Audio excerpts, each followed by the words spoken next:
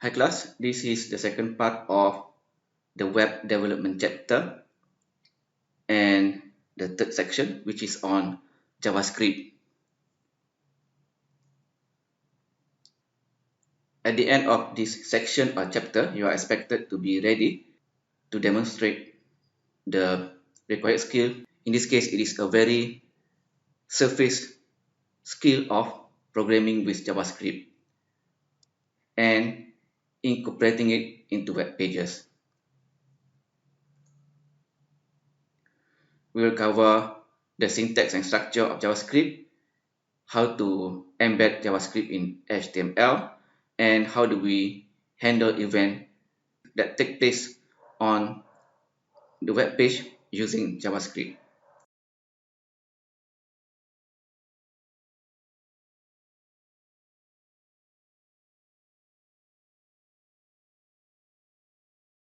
Getting back to the MVC design pattern, HTML was the model, view was CSS, and the control is JavaScript. It resembles C programming language, embeddable into HTML text. Before the invention of Node.js, HTML or browser is the only place JavaScript can be executed. It is the most popular language for automating or controlling HTML or the web page. And the second one is Microsoft VBScript. And by the way, VBScript is almost extinct by now. It is a very lightweight language, but it is object-oriented and easy to learn. And don't be fooled by the name. JavaScript has nothing to do with Java programming language, which belongs to Oracle or previously Sun Microsystem. JavaScript actually has nothing to do with Java and it belongs to ECMAScript.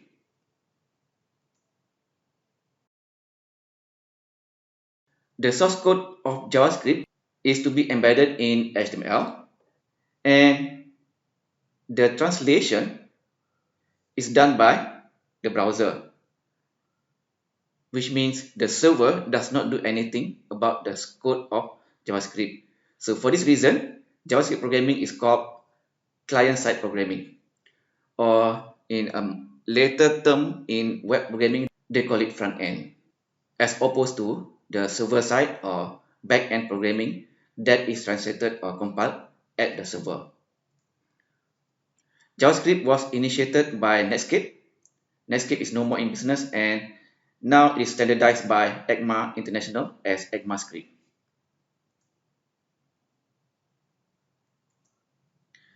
So since JavaScript is to be embedded in HTML, it has to be linked to a tag because HTML is basically language of text. So it can be inserted in head or body using script tag. This is how it looks like. Script, and then optionally you can put the attribute of language giving the value of JavaScript, and then between the opening and the closing tag you can put the JavaScript code.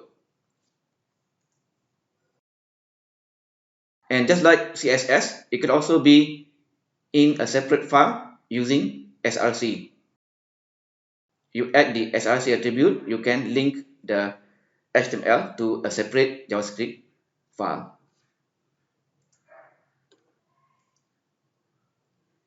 So let us go a little bit on the language build of JavaScript. And if you already know C or C++, JavaScript is nothing.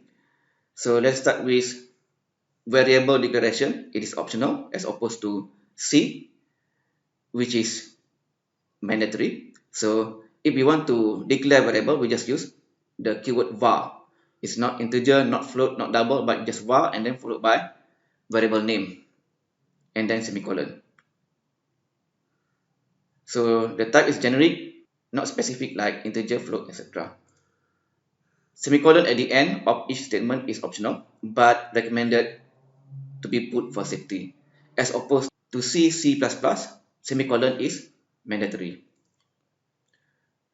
Most of other structure follow the syntax of C programming language.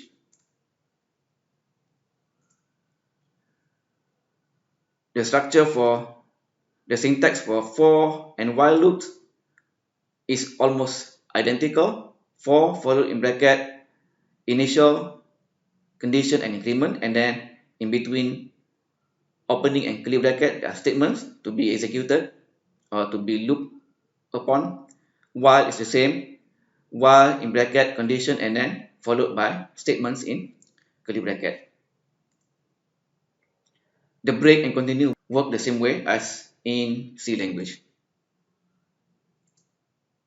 If else, the structure also exactly the same. If followed by condition in bracket and then statement between opening and closing curly bracket, and then else if and then else if you need any of this. It follows the same style as C language. Switch case almost the same also. Switch and then followed by selector in bracket and then case and the cases of values. After that, following a colon are the statements and then break and default if you want. It follows the same as C, but the selector now, the selector here can be non-integer, which means it can be string. JavaScript is a very lightweight object-oriented program, which means we can declare objects. Objects in object-oriented programming are entities that can have properties and behavior. And in JavaScript, we can declare objects like this: var, the variable name, and then we assign to new object. Properties and behaviors can be accessed using dot operator like this.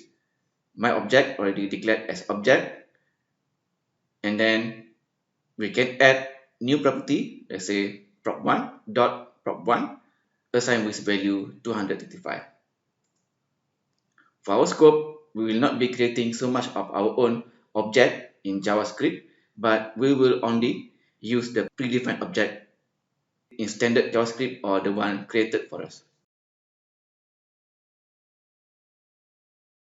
Array is similar to objects. We declare array like this: var array assigned with new array. And similar to C, C++, we access to individual element in the array using square bracket. For example, my array index 0 assigned with 10, my array index 1 assigned with 20. Unlike C, JavaScript has associative index, which means the index may not be integer. It can be string like this: my array, square bracket, the string last assigned with another value. So you can see here, the index is not integer, it is a string.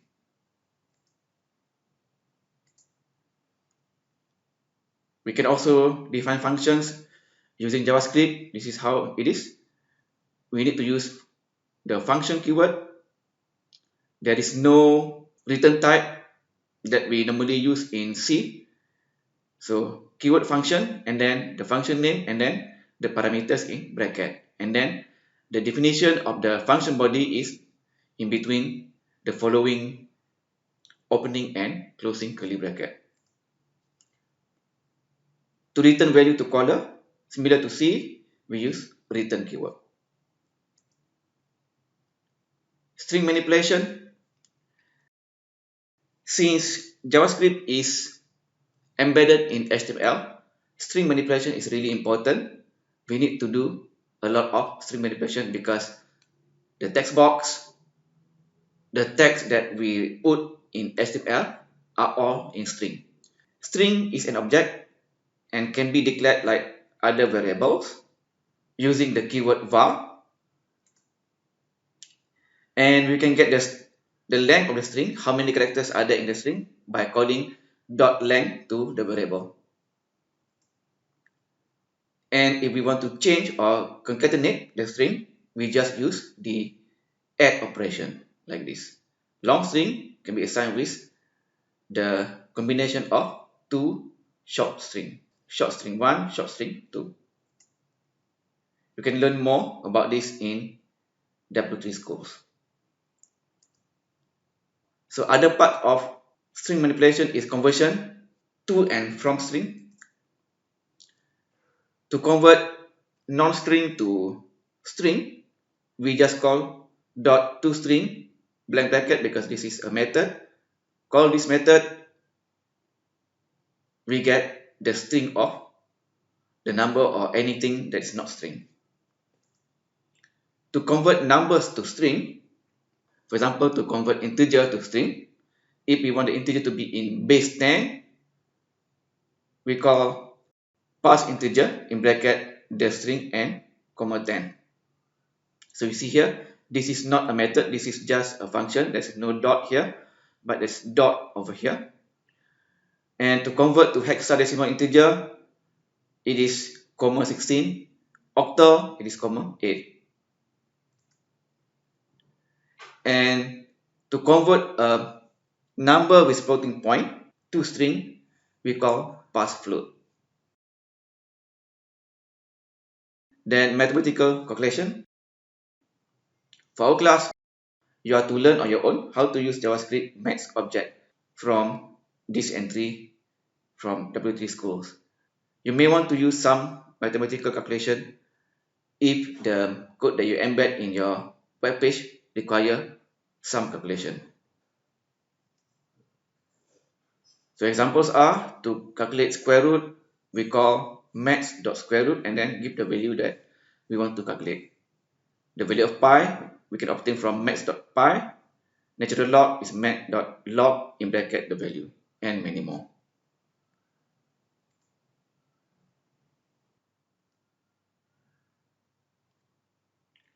So we say that JavaScript is written to control a web page. So let us now look how JavaScript is embedded into HTML.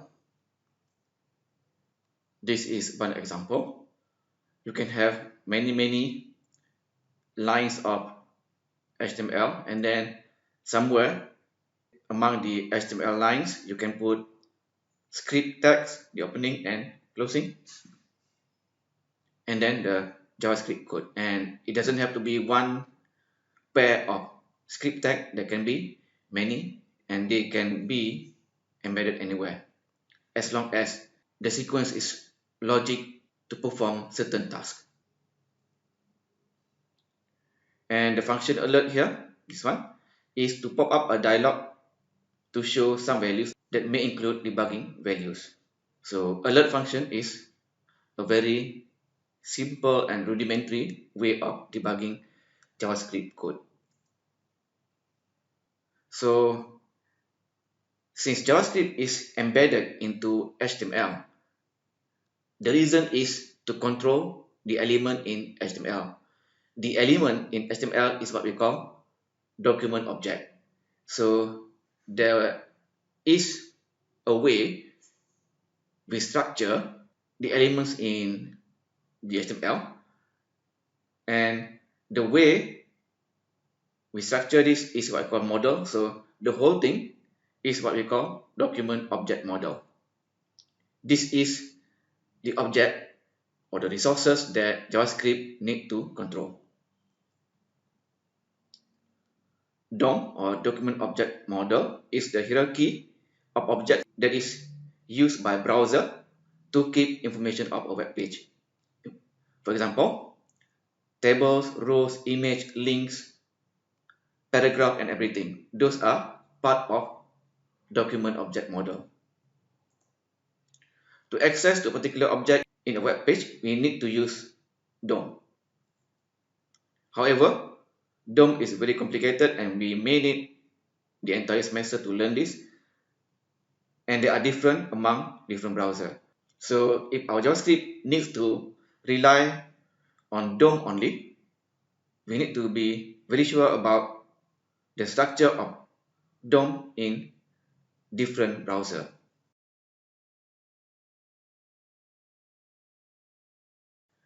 So as we said just now, DOM is quite tough to learn.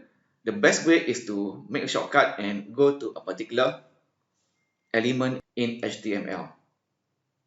The way is to call document.getElementById like this, and we give the ID of the element that we want to access. This will give a straight shortcut pointer to that element.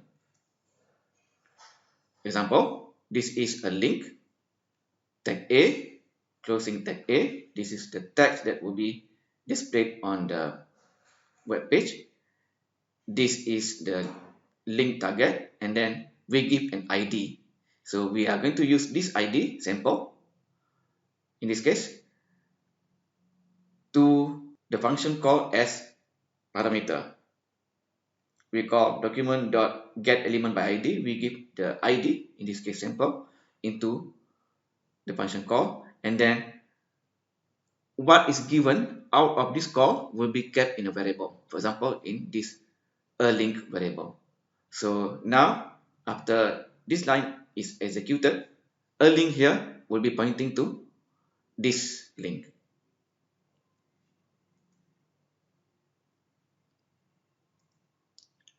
Then once we have the pointer to access to an HTML element or object, we can modify it.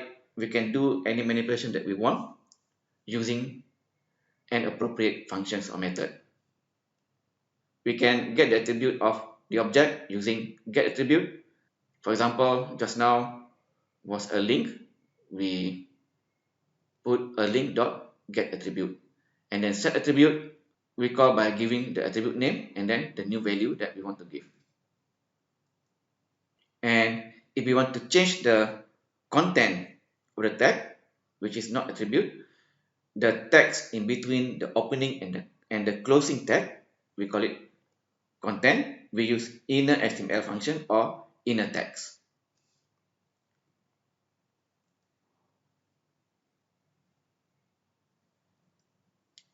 Next is event handling. Because browser or web page is GUI based, graphical user interface, so JavaScript need to be able to handle event, just like the GUI program that you did for your Windows form in C++. So what are event? In GUI programming, event is whatever that we register to be detectable by our program and that our program can respond to it. Examples of event: button click, mouse moving, mouse clicking, keyboard hit, and many more. Millions of them. A web page is opened by a browser, and a browser itself is a GUI application, so a web page itself is actually a kind of GUI program. Therefore, a web page can detect events by help of JavaScript. First, we need to register the event. Events are registered to be detectable in an I/O target or hotspot of HTML by giving the event handler function name to the attribute. What attribute? Attribute on something. If it is a button, we want to register for click event on button, we put on click as attribute to the tag. Event handler in JavaScript is just a function that is registered to be executed when the event occurred on certain hotspot.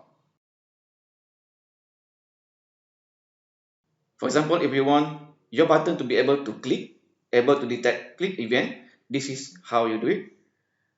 Button tag, this is the opening of button tag, and then the closing, this is what will be printed on the button, and this is the on click event. When the event takes place, this is the function that is to be executed. So this is how we register an event to an element in HTML.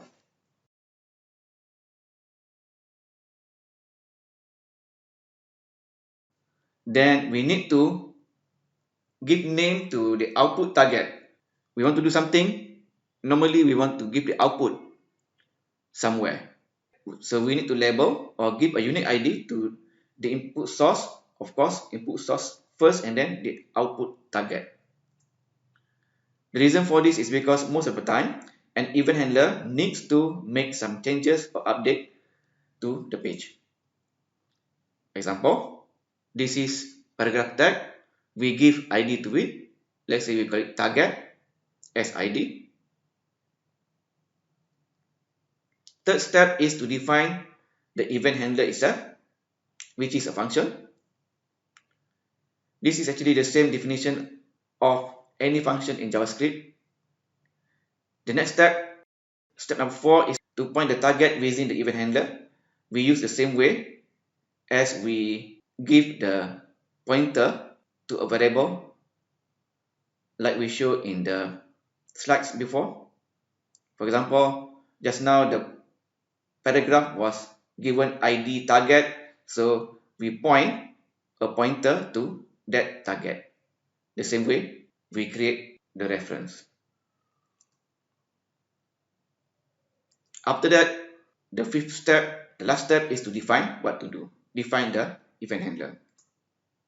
If we want to make changes to the content, we can use inner HTML or inner text property or methods to modify the content. And if we want to modify the attribute, we can use get attribute and set attribute. For example, we have a target just now declared in the previous page. We want the content to be changed to this value. We put target.innerHTML and then we give the value.